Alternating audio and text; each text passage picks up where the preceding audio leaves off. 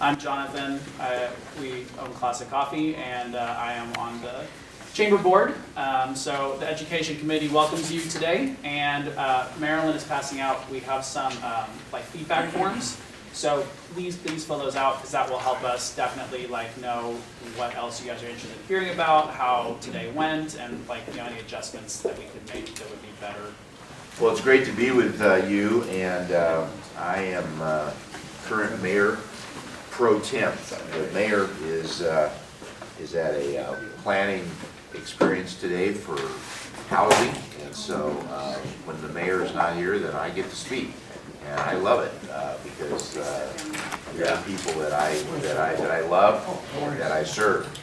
As a businessman, I actually worked here for over 15 years, and safety and crime and fraud was probably number 1 or 2 within my mind, because as a bank, this is where that occurs.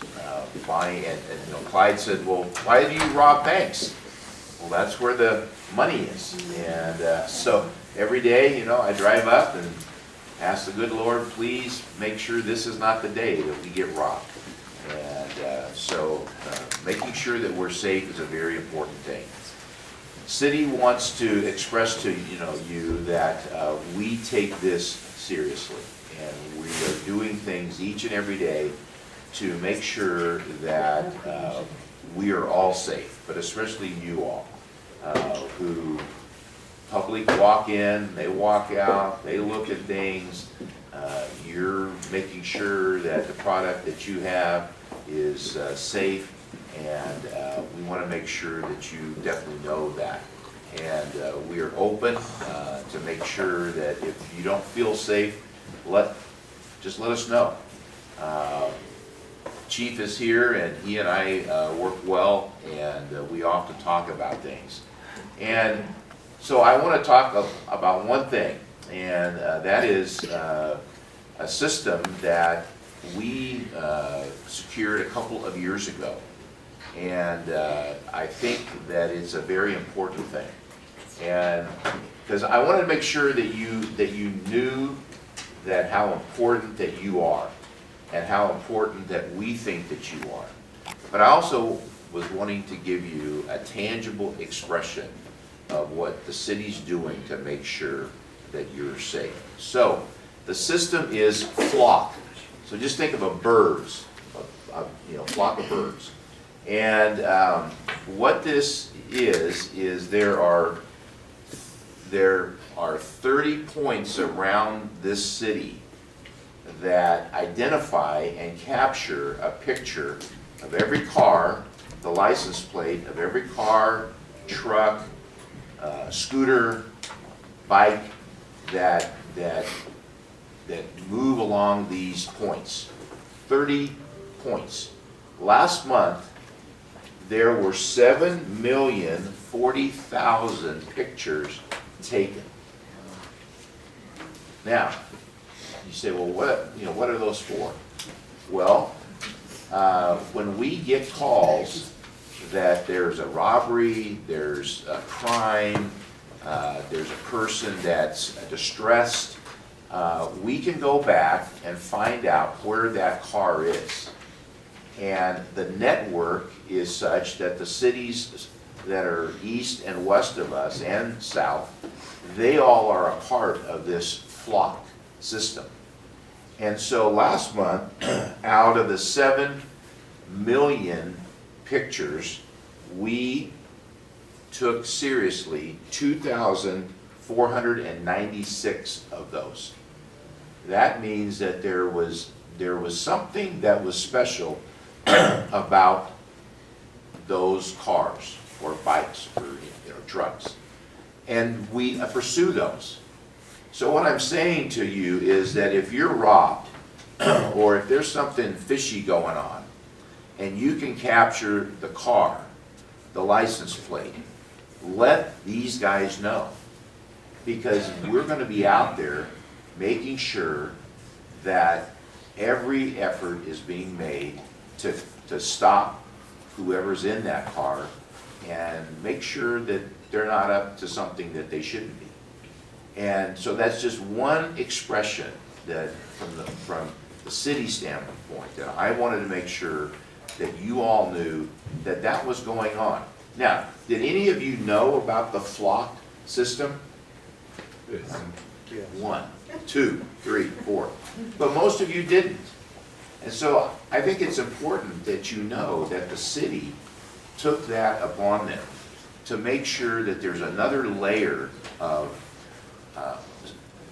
safety, security, that we want to make sure that as a business that you have. Now, the chief's here, and I'm glad that he's here, and I'm going to let him talk a little bit about the cost of that, because the city paid for that, and some of the expansion that is going on there. So thank you for being here.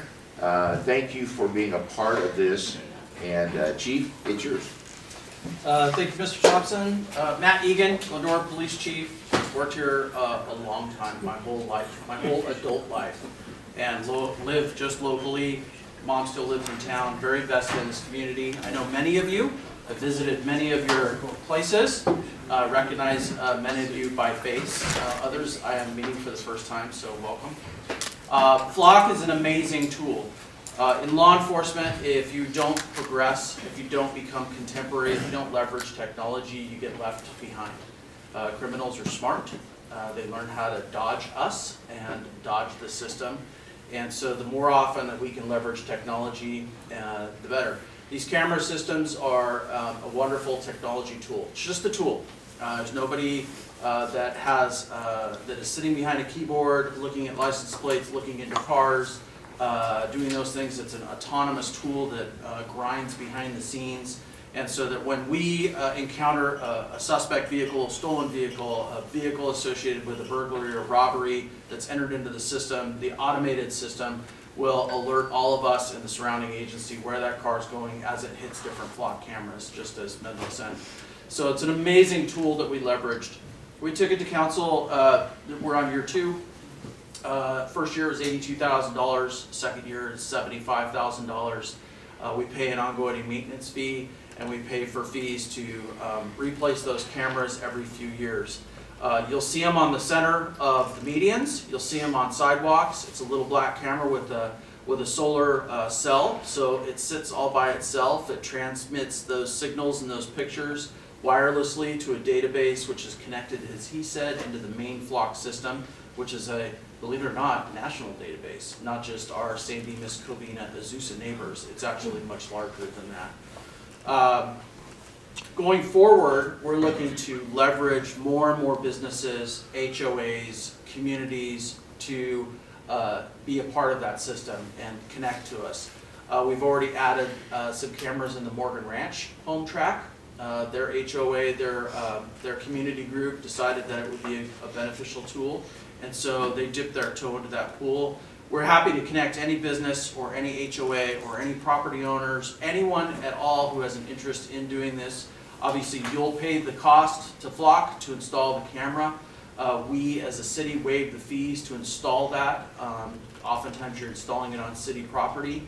And then, as part of ongoing maintenance, you pay a yearly fee to Flock to maintain that cell signal and that connectivityness. And you don't have access to the data, so you have to trust us. It enters into our system, but it just makes that net tighter and larger as it grows. And so as part of all new development in Glendora, we're part of that review process in the planning phases. So when there's a big piece of vacant land and a developer's talking about putting something there, we're at that table saying, great, we want 2 Flock cameras. And we have to explain what they are and what the cost is, and then we write that into the plans going forward so that slowly by surely our city connectivity grows and grows so that we can better protect our community. Business owners are key. Detective Ward, Detective Lewis are here. They're going to talk about what they do. I'm not going to take away from their presentation, but we had 2 Flock hits last night, super important. We prevented 1 burglary last night just based on Flock. I'll have them talk about it. It's business we all know. Many of us eat there often. And so it's important. It's an important tool to leverage, and it's important that we're here to share that information. And if you'd like more info, let us know. That's just one component of a greater mission that these two gentlemen work on each day. And so, again, their time is valuable. I don't want to take any more from their presentation. Just like to say welcome, and thank you for having us today. Okay. Gentlemen?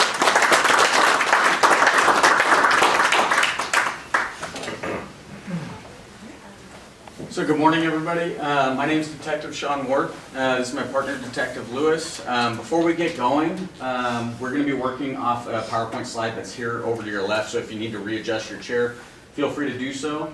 It says 2022 for a reason. It wasn't just a slip up. These are stats from last year, so if that's kind of running through your mind. A little background about me. I've been in the Detective Bureau for about 1.5 years. Been working as a police officer with Glendora for about 7 years now. Handle property crimes and also our major crimes like robberies that come into our city. Scott Lewis, I've been with the City of Glendora 22 years, been a police officer for 25 years, came from San Bernardino County Sheriff 22 years ago, been here that time, I love it, it's a great town. I've worked a lot of different assignments, I'm currently assigned to the Detective Bureau, been there about 4 years, and I work property crimes, which includes fraud, property, anything theft. So we'll talk a little bit about what's going on, some of the trends, some of the things that are going on. We'll go over our PowerPoints pretty short. If you have any questions, feel free to ask. Just raise your hand, let us know. You can interrupt us, we don't care. We're here for you to help you and kind of give you an idea of what's going on. Real quick, I know the chief mentioned last night we had a flock hit and the importance of flock and why it's so important to us and important for our businesses. We support our businesses, obviously. When we do have crimes that affect our businesses, it's very important on us to do everything we can to make sure our businesses are protected and we can apprehend those people that commit those crimes. So there was a commercial burglary at a restaurant. I won't necessarily give the info on it, but it was on Grand Avenue, right by Colorado. There was a flock hit that notified that it was a possible commercial burglary vehicle. It was related to several commercial burglaries that had occurred in the San Gabriel Valley area. One of our officers responded to the area of that flock hit, saw that vehicle parked in that restaurant lot, observed one person inside the business and one person standing outside of it keeping watch. So as soon as those two people saw our black and white police car, they immediately got inside their car, fled the area. So they did make entry into the business, however, did not steal anything because they were scared off by our patrol officer. As it sits right now, that car is probably responsible for anywhere between 7 to 9 commercial burglaries. Obviously not just in Glendora, we have one in Glendora, but the immediate San Gabriel Valley area, focusing around like Temple City area. So there are multiple teams with the Sheriff's Department and with a large task force out of LA County that are working that right now. So I give it probably a couple days before they're caught. It's just a matter of time. That's the benefit of flock and how it impacts our businesses and helps us do our job.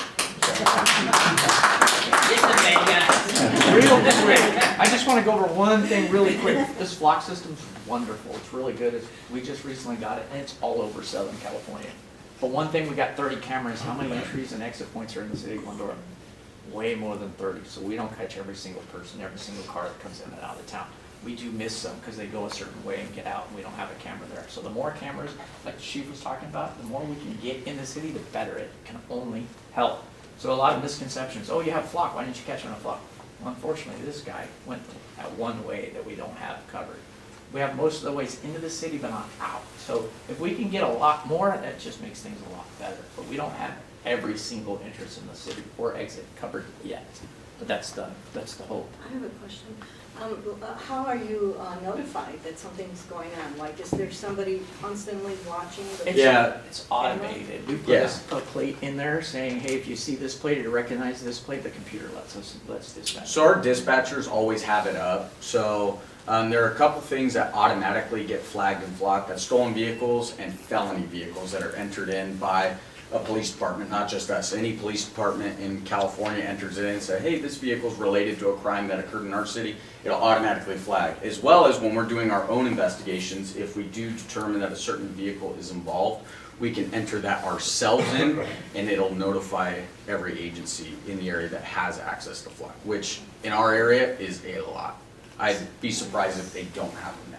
So when it comes into Glendora, they notify you guys that that car is in Glendora? Yeah, if it hits one of those cameras. If it hits It has to cross one of those cameras, and it has to scan the plate and read it accurately. As long as it does those, it will notify That's us. awesome. So if you see a car but it's moving, you know which general direction they're going in, but unless they're like stopped at a business, it's hard to find them, right? But, They're set up on the directions of the street, so it'll tell us which direction it's going. okay. So it does tell us. Yeah, so like that one, it gave us the direction that they were heading on Grand Avenue. Our officer basically took that and started checking the area along Grand Avenue, saw the vehicle parked. Got So, it, okay. yes, sir. Do you still have it on the patrol vehicles, like up on the light bars, as the readers that you're driving? So right now, no. That's a different system. That was kind of an antiquated system that we're pushing forward to get better technology, hopefully in the future. But officers do have access to flock in the car as well. So they are able to see it from our 30 cameras. It kept breaking. Yeah, it's a It different is? system. It was The a- readers? Yeah, the readers, the CPUs that ran it in the car. Anytime you put something in a car, Does it heat? heat, cold, weather, this car don't get driven for months. I mean, it was problematic, so we went with a static system instead. And so putting a flock in a car, you get, the dispatchers get the same hit that you would get if you had it on the car, right? Exactly. Right, So you don't need to have it on the car. you Because don't. that was a good system, as you were driving, it would just read the license plates and pick up bad things and. Some people still have, some of the tow companies still have that system, but it's a different system than Flock, and it Yeah. doesn't work as well. Flock's working really, really well Yeah, for Flock us. is doing. Can you tell us what the cost of one flock camera is? Yeah, it's $2,500 for the camera, and then it's $250 per site per month to basically maintain and install. So the first 30 cameras cost us in year one $82,000, and then the second year cost us about $75,000. So if you were a neighborhood, like on my street, you have one way in and one way out. Yeah. If you could have a little consortium in the neighborhood and put one of those flock cameras up at the Yeah. entrance, that would be a good thing, right? That'd be Because great. basically every car that goes in and out would get picked up on that camera. Yep. And if there was a burglary in the neighborhood, then at least you would have a list of cars that went in and out, correct? Right. Yeah. And, That's great. and I don't think Glendorans know that. I bet you would have a lot more cameras. Like you said, the HOA. Self-funded. Yeah. I mean, I could see where I live, that would be, by the country club there, would be a perfect place to have a camera. Is there a slide that shows us where the cameras are? No, I don't think you put one in there, right? No. If anybody has questions about flock, about placement in the city, things like that, I'm more than happy to talk about it. I mean, we work at the camera so much, I basically have like the map memorized in my head. And we're not I mean, hiding from it, we don't Yeah. put them in camp, we hide them from it, we just didn't include Yeah. it in the map. Yeah, It's yeah. hard to see because there's 30 of them. Even if you're driving down the road, if you don't know what you're looking at, you would. No, I remember I was at a seminar looking at it when it was new. And when you see it, like if you have them across Route 66, the dispatch, you can actually track the car driving across. It tells you every time there's a hit where that camera is. Yeah, and we have stolen cars that'll roll from Azusa. We'll hear Right. Azusa saying, "Hey, we got a flock hit westbound or eastbound on Route 6 on Alasta," and then transforms into Route 66 in Glendora. And then our dispatchers will get an alert as it comes through town, and then our officers will converge down there and try to locate it. So it doesn't hit in the computer in the car, it hits at the dispatcher. Dispatch. And dispatcher sends it to the car. Yes, because we have to validate the information on the screen first. Thank you. And you think about, you're talking about the cars, all these computers and stuff, it takes systems to run them, and the batteries are gonna get so big and so heavy that you won't be able to fit them in the cars, so, yeah, and we have to verify them. Plus, I'd like their eyes up, Yeah. looking at the road instead of the computer. Eyes out and windows You down. know how that goes. Yes. So we'll get started. There we go. So these are our total calls that we've received in 2022. People think Glendora is a very sleepy little town, that not much happens. Every time somebody tells me that, I kind of laugh, because that is completely as far from the truth as you can possibly get. We've had 31,296 calls in 2022, which is a lot. It's more than Azusa, more than Covina. We are busier than them, and we are larger than Covina and Azusa. I believe actually combined too, if you actually combine total square mileage. 90% of our calls come from calls that come in from our community, our residents, our business owners, things like that. It's a little over 27,000. And about 10% of all our calls are officer initiated. So these are our traffic stops, these are our pedestrian checks. These are our officer putting themselves out, checking an area for something or doing an extra patrol, something like that. So about 1/10 of the time our officers are actually going out and being proactive. So these are some statistics on our property crimes. It's 2021 versus 2022. It shows that basically our property crime has stayed about the same going from 2021 to 2022. What we want to look at specifically is our burglaries. This includes both residential and commercial. That's not totally commercial. But last year we had 200 burglaries. And the year before we had 204. So it hasn't really changed all that much. Most of our other incidents are about the same, except for our motor vehicle theft has actually gone pretty far down. Who knows what the reason for that is? Maybe it's because people know we have flock cameras.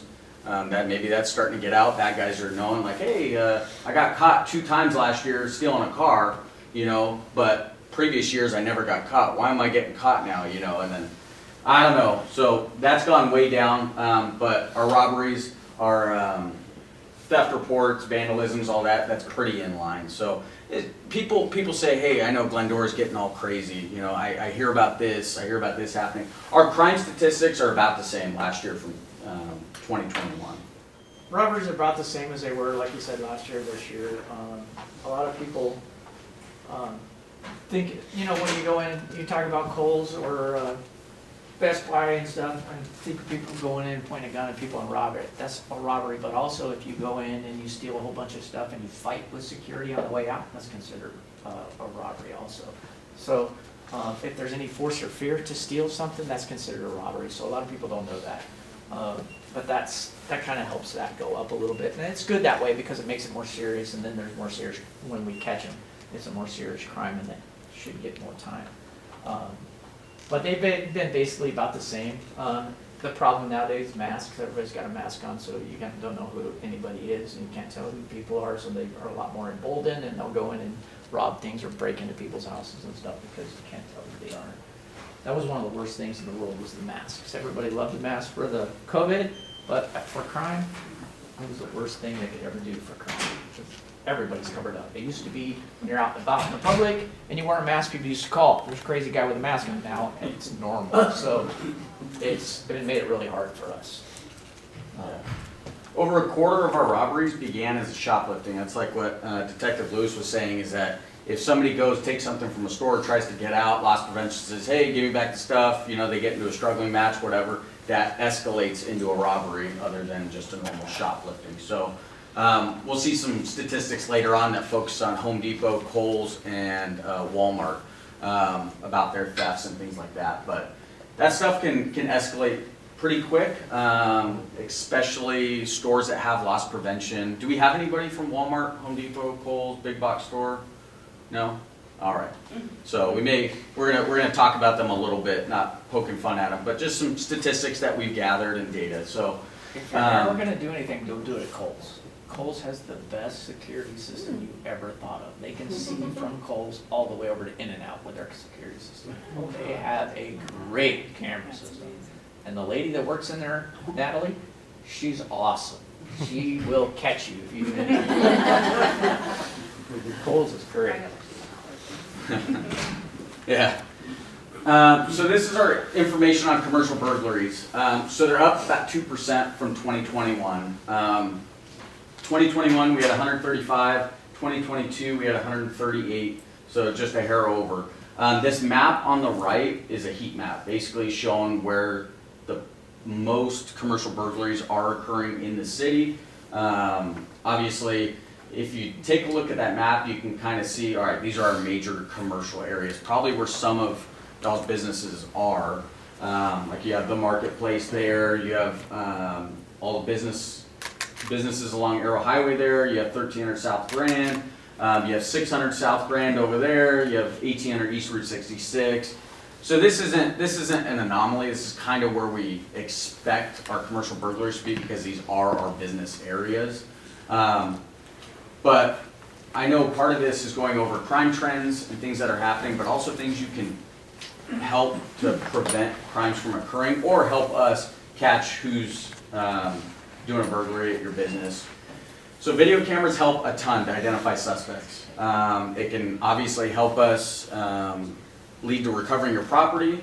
However, if your business is super dark and you have cameras and no lights come on, all you're going to see is a couple black shadowy figures running around and we can't tell who it is. So putting motion lights inside helps a ton. In combination with this, along with flock cameras, it's really, really good and it helps a lot to catch people, but it's not the end-all be-all here. These are just tips to kind of help secure your business a little bit better. Another thing that I see, and we've kind of gone away from that I think would really, really help. I've seen a lot of videos of people breaking into people's businesses and stuff. And what is the current trend right now that I see is a lot of businesses, especially the smaller businesses, they have cameras and they think they're secure and they have cameras, but they monitor themselves. Right, so they get, just like everybody has a Ring camera, and somebody goes by your house in a Ring camera, and you look at your camera, and you see that dumb little thing circling and circling, and you're like, something's going on, and I don't know what it is, and it's driving me crazy, and it's a little circling, and then finally it comes on, and you see a bad guy, right? So that bad guy's got all that time to get in there and do something. He's on video, and we're watching video, and we have lights, but what have we gone away from that we used to have? The alarm, the bells, the ringing. So when you have the bells and the alarm and the ringing, it brings attention to that. And that's gone. A lot of people don't do that anymore, so there's no outside attention. So if a cop's driving by now and hears that ringing, you think, oh crap, I'm gonna go over there and see it. That isn't happening anymore. So there's no ringing, no sirens anymore. Most people are doing it by themselves. So that's one thing that I see that's different than it used to be. If we had that, also what that ringing does, if you watch 100 videos of these guys inside these businesses, it ramps them up, right? They know something's happened, it ramps them up, it hurries them. They drop stuff. They do stuff they're not supposed to, or they do something they didn't have formulated in their mind. It ramps them up to where they're rushing and they're doing stuff and they do something that they probably weren't going to do, or they're not in there as long, so they don't get as much. So that's kind of one of the things that I've seen that's not around anymore as much as the ringing and the sirens. If we had that, it would help. It would draw attention to it, and that's what we need to draw attention to it. There's a business out here at 1800 East, right by Stater Brothers. They've been hit 4 times. And these guys bring chainsaws. They're bringing, everything has a battery, right? Every power tool you can think of has a battery. You can carry it. And a Sawzall will cut anything nowadays. They're bringing Sawzalls to cut through stuff nowadays because they know nobody's listening or hearing. You can see it on the camera. The guy's cutting the crap out of some gate. But there's no attention being brought to that. So if you can bring attention to it with noise or anything, it can only help. That's the one thing that I see that's not happening. This is Starbucks, 1800 East over by Del Taco. They brought in that power tools, like I said, and cut the safe out. The safe is secured underneath the counter, underneath the register, and they used Sawzalls and cut the crap out of that to get the safe. These people did this to 25 other Starbucks within San Gabriel Valley. But so they knew where the safe was because they're all the same, right? All the Starbucks are set up the same, so they know where it is. They know how to cut. They know how to get in there and out of there in 10 minutes. But there's no audible alarm. It's just on camera. So they know where to go. They know just saws all the crap out of the things to get the safe. So like Detective Lewis was saying, alarm systems can improve response time to incidents. It helps notify us, and it also helps scare away criminals. If an alarm's not going on, a loud alarm, I mean, these crooks think, hey, I'm good. Police aren't coming. I'm good. I'll keep going, keep going. Question in the back?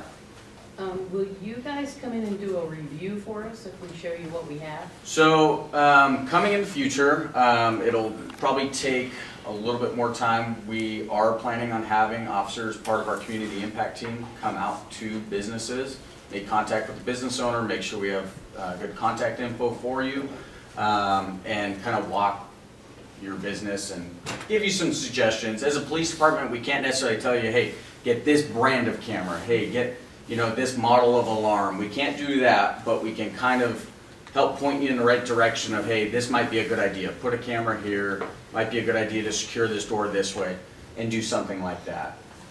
So that will be coming. We're also having one of our cadets call most of our local businesses and try and get some more contact info too. Because there are a lot of times we go on these calls and we don't know who the owner, the manager is. We're having a hard time contacting them. And so we can't let them know, hey, something happened to your business now. You know, we need to work on getting your business secured because we can't leave it like this. One of the other things, know how to work your system. A lot of people have a security system, they don't know how to work it, right? We get there, hey, we need the video. We don't know how. So it takes weeks and weeks and weeks and weeks for them to get somebody who knows how to get the video to get it to us. So know how to work your system and be able to work it and get the video. Yes, sir. Is there any way we can register with the police department, like a new business? You're talking about register Yes, as a new like business? you guys have like our information, like you say, contact the owners or managers. Yeah, we don't have that in place yet. What we are gonna have is our community impact team officers actually come around and make contact with businesses. But that is something, I mean, we do wanna keep that information up to date. Our dispatch does maintain in our computer system, basically phone numbers for business owners. Because a lot of times people have like codes and stuff for their communities, or you know, we have prior contacts with businesses, but they can input that stuff in as well, just to make sure that if something does happen in the middle of the night, we don't expect, you know, people to necessarily get woken up by an alarm company, answer the phone, and you know, come right out. We know they're asleep, you know, whatever. So if we have that phone number or a way to contact somebody, we can get them out to that business. Just to highlight that, I think speaking on behalf of the chamber, our partnership with the police department and the local agencies is something that hopefully that can offer as well. Yeah. One thing that I did want to get out of today is how can we empower our businesses? Because with policy, decriminalization, it's already challenging enough with labor laws and things that our businesses are facing. This is the feedback that I've heard from you guys. What are the things that can empower them to kind of mitigate those already current those hurdles in terms of how do you become empowered and not continue to be a victim? Yeah, so going into Flock a little bit more, there is new technology that is coming out. I know the chief kind of hit on it a little bit, talking about business cameras. It's currently in kind of beta testing with Flock, but there is a way where they can basically get into your existing security cameras and have that feed basically broadcasted into our dispatch center. So it's kind of crazy, but if an incident happens, we can basically pull up those cameras and get live view inside while something like that happens. I don't know when exactly that's going to happen, but we talked about other tools that businesses can use to empower them. Also, like what Detective Lewis was saying, is knowing your cameras, making sure they work. That's a huge, huge thing because we do a lot of things electronically now. We used to, back in the day, used to show up with a USB drive or a CD, a disc, something like that. It's become kind of antiquated, and we've moved to a digital system where basically we'll send the business owner a link, either by email or text, for them just to upload the video straight off that link. It goes into the cloud, and then from there we can remotely access it at any time. And that's post an incident though. That's so post-incident, what yeah. can folks do? Preemptively, we're going to have our community impact team start rolling out.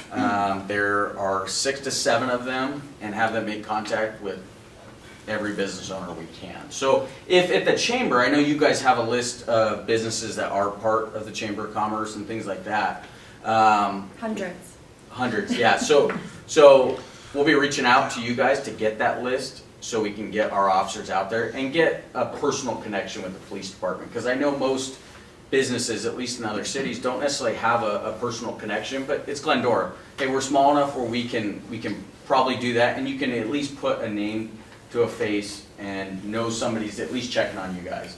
And that's why we like doing stuff like this. So we'll be reaching out to you guys for. If I could interject too, Sean. So with your alarm systems, when you register you have to register with the city of Glendora for an alarm system. So we'll have names and phone numbers through that alarm company because you're registered online. Everybody's required. It was a change in the recently. with Yeah, it was a last recent year. change, so now it's required every single year that you register, and then you can update the information when you register, because you can register online, and update the information, so as you were saying, how do you know who we are, update all the information on who's responsible party first, who's the second responsible, all the phone numbers and things like that. And just for any of you that have a business in the village, I've been taken to walking the streets and going into the businesses and sort of looking around and getting ideas from you too. There's some businesses that have a really great plan in place for their employees and themselves. One of them I walked into and they said, we have an entrance and an exit. In the evening time, we lock that second door, so there's just one way in and out. And she said the owner of the company has said, if you feel uncomfortable, get your phone and walk out the door and leave the store as it is. And I just thought that was brilliant. Just walk right out the door and then, go call us first. Don't call them first, call us first, get us on the way and say, somebody's inside the store, I feel very uncomfortable, could you come and please check? And we will. So there's, have some things in place for your employees of whatever system that you want to use to keep them safe. Yes, miss. Just a story. I'm Terry. I'm from Spaghetti Eddies. And I think it was before, in 2019, we got robbed at night. And it took them 8 minutes to come in, break in our gate, break in the back door, That's a long time. find the office. They had a battery tool to the ground, solve it safe out of the ground and get out. You guys had said, the Glendora police said it was, 3 other businesses got hit that night the exact same way. They said it was like gangs from LA that come in and hit a city, and I would imagine maybe Flock would be helpful now if, Very much so. Yeah, it was Yeah, crazy. especially where you guys are at, we do have quite a few cameras around the on and off ramps of the freeway right there. Yeah. You guys are talking about preemptive things you can do and your hands being tired. Our hands are tired probably more than your guys', unfortunately. But some of these things like sirens, I think gone are the days where you just have your glass window on your front of your door, just regular glass. People are trucking rocks and through that, and the glass is not doing anything, any kind of security nowadays. You should we tell everybody should have scissor gates at least, because that's something they have to work on to actually try and cut it. These guys are bold. They're just coming up in the middle of the night with a rock, smashing right through the glass and walking through. They're not even thinking twice about it. That's why we're seeing cameras, alarms, noise, all of that stuff is helping, along with the block cameras.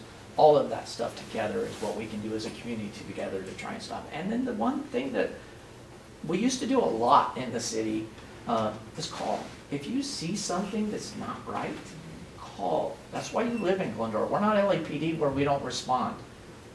We're busy.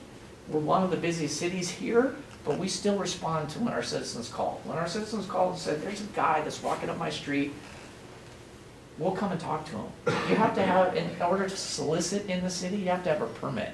And that's why we do that, so that we can go up there and talk to him and say, hey, where's your permit, right? And if he's got a permit, he's already been contacted by the city, he's given his name, his address, his telephone number, everything he's supposed to have in order to be soliciting the city.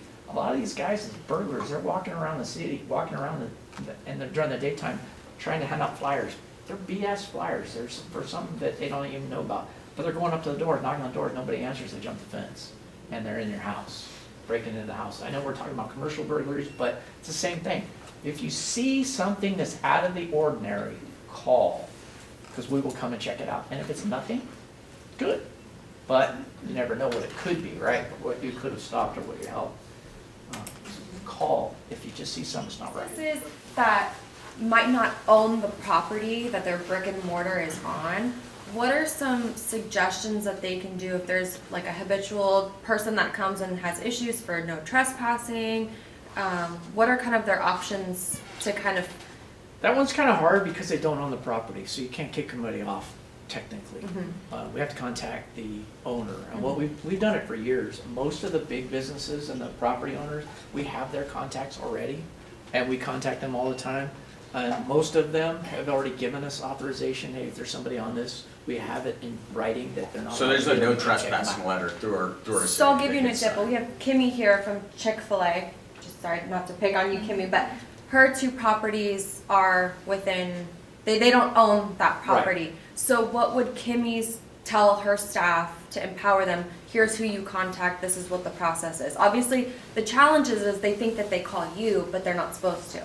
Well, they are gonna call us, because we're gonna be the person that ends up dealing with that person. And we already have that contact to the property owner who owns that, where Chick-fil-A is. We already have that property owner. So we already can get rid of those people if they're there. But I'm talking about the staff. So they have to go Just through call the us. property owner though, right? No. They should call. If just call there's us. somebody on that property that you don't want there, call us directly. We'll Don't deal don't with worry about calling the They property do. owner. We They will show deal up- with They it. show up quickly. Not Same emergency with Azusa, dispatch. we get more Azusa. We will deal with it. We already have that property. Yeah, yeah, owner, don't- all that information, so we'll just have to take care of that and deal with it. Don't run through a middle person, don't call the property owner, just call us, let us figure it out. That's what we get paid to do. Can you tell the business owners kind of in a minute geographically how you patrol the city and, Yeah. you know, so. To be and honest, who's in charge of that stuff? We can't tell you how we patrol. No, I mean the So- area. So the way, Geographically. yeah. So- Because so- there's no real ways there. You know, the guy that's Scott, out there I driving in the talk about car. the beats. Yeah, Yeah. the beats, that's. So- He's just going everywhere. Yeah, so our city's broken down into 4 patrol areas, right? So we have 1 through 4. 1 is situated basically, let me go back to this heat map, just so you can get a general idea of a map. So the northwest portion, which will be by Citrus College, that's gonna be your beat 1 area. We have Route 66, that's right here, right in the middle, where the heat is. That's our split between basically our north end and our south end beats. So northwest, you have beat 1, you drop down to southwest, you have beat 2, and then you come up to the upper right-hand corner, that's gonna be your beat 3, and then your marketplace area where Chick-fil-A is, that's your beat 4 area. So you have 1 officer that's assigned to each area. Obviously, the way they patrol and what calls they go to are based on what type of call. If they're in another area, we usually send 2 officers to every call.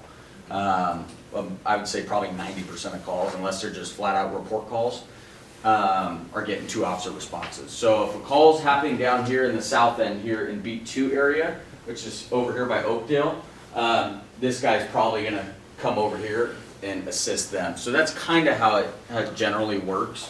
And then that's our minimum staffing.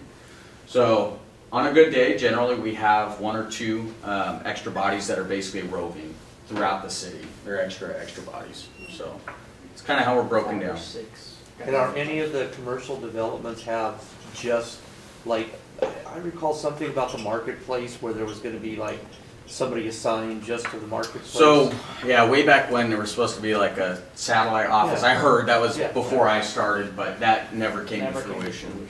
Yeah, there was supposed So to be that like a developer didn't satellite. have to pay for an extra body or anything, or? We asked for cameras, we asked for a couple of different things, and that Nothing. never came out, never happened. I would say, Sorry, go I'm ahead. so, I did not raise my hand, go ahead. That's all right. I was just wondering when I see like the cop car parked in a parking lot, does that really deter people? It We does. will- We will do that sometimes, especially during the holiday season. We'll park a car there.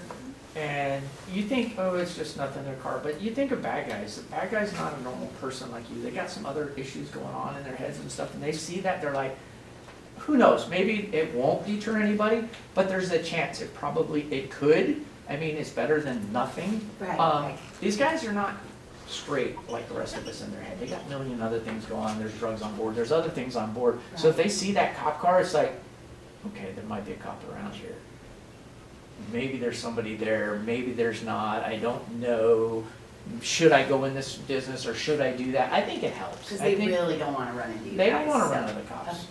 They don't want to go to jail. I know that's not happens that much anymore, but I was I gonna have say. a question. No, sorry. I'm sorry. No, you go. Being part of the chamber, I go and visit some of these stores, and what I was surprised to hear about the walk-in and walk-out thefts. And they're told not to do anything, the employees, and at one CVS, I went to visit her, and she said they actually called the guy, the pizza guy, because he comes in, takes pizza and a few bottles and walks out, and the staff is told, just let him do it. But Store now policy. it's become continual. He'll come like every 10 days or every 2 weeks. Marshalls is huge What for do that. you- Marshals won't do nothing. So what do we tell, like, what do I tell them when I go visit them? So those employees, it's all based on store policy, right? So Kohl's is all game to go and try and detain people, right? Now, marshals, like Detective Lou said, their store policy is, can't contact them. CVS, can't contact So them. they just walk in They- and walk out? Yeah, they have to abide by their store policy. They can call us, when they feel it's safe to do so. I mean, working there, they have to abide by their store policy. That's what she said, That's, yeah. it's tough and it's kind of hard to swallow. It's, seeing that's kind of aggravating too because, hey, somebody's getting away. But, yeah. It's also a risk versus reward thing. I mean, we talked about the robberies, over a quarter of the amount, over 25% escalated from basically a shoplifting to a robbery. Meaning that there was probably some struggle over some property that was taken from the store, and this person, the suspect, used force or fear to basically take that property. As we can see here from shoplifts, it goes from 2018 to 2022. Our shoplifts for last year at about 185. And it says we're 131% increase, but mind you that there's COVID numbers in here, so that could be part of it. Pre-COVID, about 2019, 2018, we are still higher. It is showing that thefts from stores are going up and increasing. And a lot of this, I mean, these are crimes that are reported. There are some crimes that go unreported. Right? They're those run-of-the-mill ones where, hey, he probably walks in. How many times has that guy gone into CVS, taken a pizza, a couple bottles, and they probably haven't called us? Yeah, they haven't. But if Right. they do call you in that situation, Oh, we'll still come out, take a report, we'll try and get video surveillance, things like that. It's no knock on them. If it's their company policy that they can't try and detain this person, we don't expect people to do that. We don't want people to endanger themselves trying to stop some guy from, stealing stuff. It's aggravating, but you gotta protect yourself and you gotta worry about your own safety. Because these people are out of their mind. I'll go into the weeds a little bit. So it's kind of difficult in that situation, say like marshals. They won't press charges if they won't pursue it. So if we run out there and we catch this guy and we do something, because a neighbor or a friend calls, and then we go back to marshals, they say they won't press charges. So we end up getting in a fight with this guy or hurting him, or he hurts us or whatever, then marshals won't prosecute, then it gets bad on us. And then it comes to us when we go to court and they say, why are you messing with this guy? So it's kind of a full thing. It's really difficult. So basically their defense is we beat this guy up for nothing, because he didn't do anything, because they said he didn't do it. So there's a really fine line there that we have to walk when they don't want to prosecute. So it's hard for us as cops, because that's why we got in this job, is to catch these people and take them to jail when they don't want to prosecute, and then somebody else calls. It's like, what do we do? It's hard, because they don't want to prosecute. They don't want anything done with it. We get ourselves interjected, and we've created a sticky situation. I can understand why they wouldn't want their employees to get involved because it's liability, you don't want somebody Right, to it's get a huge hurt. liability. But why would they not prosecute if They've decided that it's not worth it to them. The financial cost. The financial cost is not worth it to them. Question? It sounds like your number one recommendation is more flock cameras. Flock cameras would help. I mean, why don't you guys come forward with a proposal? Yeah, See where it goes, but what- that's for That's way higher above our higher pay minds. grade. That's way above our pay grade. But I think you could say that. We'll just tell you the success stories and how we've used them. I think you could say that the business group thinks it's a great idea and would like to encourage or hear from your top management Yeah. what more cameras we need. Because if we don't have one near this bank, I'd like to have one near this bank, okay? Yeah, we I got actually have one, We actually have one. Amelia and 66, and Lone Hill, There are actually a 66. couple around here. So we're covered. But you're not covered, like I said, there are still ways to get in and out, but that's not gonna get captured, but there are a couple around. Yes, sir. Is the threshold for like shoplifting still that, like, wasn't it 950. $950 Yeah, bucks. so. For misdemeanor felony. So, I mean, like, if somebody does shoplift, like, let's say the, CVS incident, it's just like, it's basically a ticket for him, right? Like, what's the recourse in that case? That's above our head too. All we do is go and take care of it, arrest them, take them to jail, write the report, present it. When it goes that far, it's out of our hands. That's up to the district attorney what they do based on their history, based on what they've done, based on the current district attorney and his rules and laws and what he enforces. That's above our pay grade. We don't have anything to do but with you it. still respond, you're not. Yeah, telling we're still people- gonna take care of making it. an arrest. We're still gonna arrest them. We're still gonna do the police report. We're still gonna do our end. But then once we push it forward, that's out of our hands. So that's different than other police departments, some don't A respond. lot will either just basically advise them regarding trespassing, send them on the way, or they'll give them a ticket out in the field. I mean, we're arresting them, taking them to jail, issuing them a ticket from there, and then kicking them loose. So we do go that step farther, where other police departments, Like I said, LAP, and you're lucky they show up. so. So theoretically, like, it would just annoy that guy enough, like, I'm gonna stop coming Well, to but this. it would give him more on his record.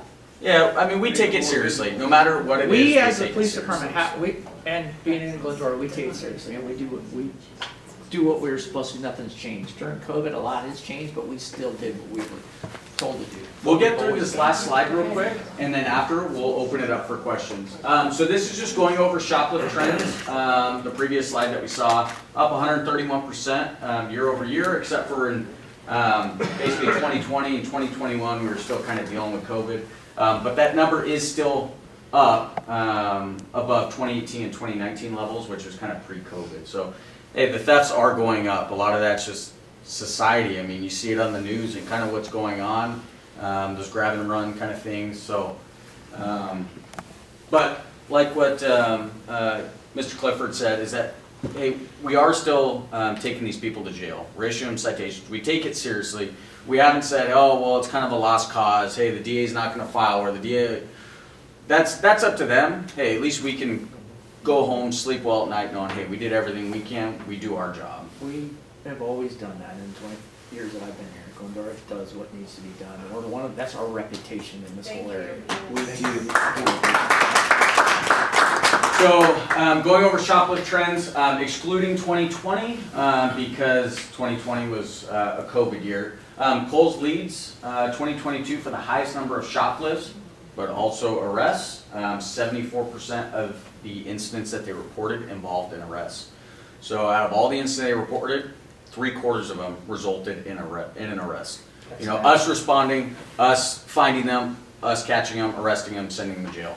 It's because the reason is because they're loss prevention. It's how good their loss prevention is, and how on top of it they are. They have full-time loss prevention all the time at Kohl's, so they're on it. Home Depot, they led a number of reports and arrests prior to this year, but in 2022, 42% of the reported thefts involved in arrests. So in 2021, they were the most because they had full-time loss prevention, but then in 2022, they got rid of full-time loss prevention. So now they're resulting in less than about half of the times that they're calling are resulting in an arrest. And then Walmart's reports have dropped significantly since 2018. The average number of reports was 27 for 18 and 19. For 2021, it dropped by nearly 50%. So they just, basically their reporting has just gone way, way down. But when they do call, it does result in arrest usually. A lot of that just goes with loss prevention. Getting new people, they've had high turnover rate. That's why I kind of asked if anybody from Kohl's, Home Depot, or Walmart are in here before we start talking about them. But Kohl's loss prevention has pretty much stayed the same. Home Depot was the same for a while, but then they kind of got shuffled around to different stores and then kind of took a step back from loss prevention, and then Walmart changes like every day. I mean, I couldn't tell you. I used to be able to tell you who exactly worked loss prevention at their store. Now, I couldn't tell you. He moved, the guy that you did like. It changes like every month, so, and a lot of that's just turnover and trying to get people up to speed, so. With that is the end of the slideshow. What is your opinion of tip jars on counters? I've seen tons of videos of people stealing tip jars. We've had stuff like that. I think it's awesome to leave it out there, and hopefully, you know, your staff gets a little extra, but It's really, really tempting. also, hey, it's easy for, you know, a homeless person to go in there, grab it real quick, and they're out. It's really tempting. So- If they're bad guys, they cannot resist. It's hard. If you do have it, keep it cleaned out. I know it's not really the point of this presentation, but I see an auxiliary program on there. I'm just curious if there was like some kind of planned expansion of that, because I remember at some point in the downtown Glendora, there was like their auxiliary. And given some of the trends that are happening downtown Glendora lately, it'd be kind of good to have somebody around that's kind of recognizing some of the actors that seem to be repeat actors. So just wondering if that is something that's in So the development. flyer on your table, on most of your table, is for Citizens Academy, and a lot of things that you're wanting to ask questions about are covered in that 8-week Citizens Academy that is free to the Glendora residents. So I need 10 more people, so there's more than 10 people in here, so everybody sign up for that. But with that, there are, part of the program that auxiliaries do make a presentation. There are 21 auxiliaries right now. And if you're talking about foot patrol like they used to have in, we can always request that once again. It seems that from what I've heard a little bit from the businesses downtown, it maybe has tapered off a little bit on Thursdays when the kids get out early. Whatever the new chamber principal's doing, It's working? Yeah. Okay, it's so lot better. a lot of the kids are now being taken by bus to Teams Ask. Our auxiliary program is wonderful. These guys are old. Some of them are retired cops. One of them is a retired cop. He's been around for 40-something years. He retired as a police officer with more than 30 years of experience, so he's basically the head trainer guy. He's wonderful. He loves it. Our auxiliary are really good. They come out all hours of the day to help us at all times. They're really, really good, and they come from the Citizens Academy. So it's a really, really good program. I know we've got a great neighborhood watch program for the residents. Have you ever thought of doing that for the businesses, such as the downtown and the marketplace? Yes. We're putting together a business watch, so we will have that soon, very soon. That sure helps in the neighborhood, I know that. Yeah. What are some 3 things that us as business owners can remember to look for when someone is, so we can report it to you to help? So first, know your location, where you're calling from, suspect description, vehicle description, and travel, which way they went. It was a great start to our new year. I know this was a long time coming. I want to thank the Chamber's Education Committee, Marilyn, Jonathan, and Gary for helping coordinate this. I hope this will be the start of additional dialogues and other resources that we can bring in.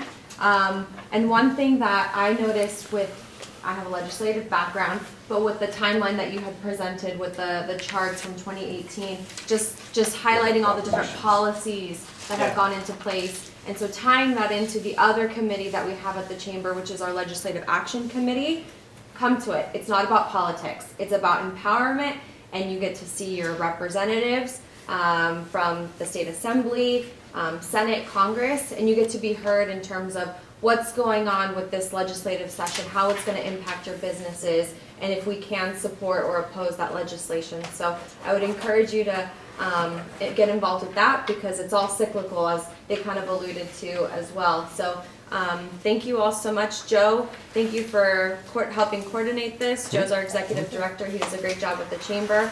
America's Christian Credit Union, thank you so much for opening your doors.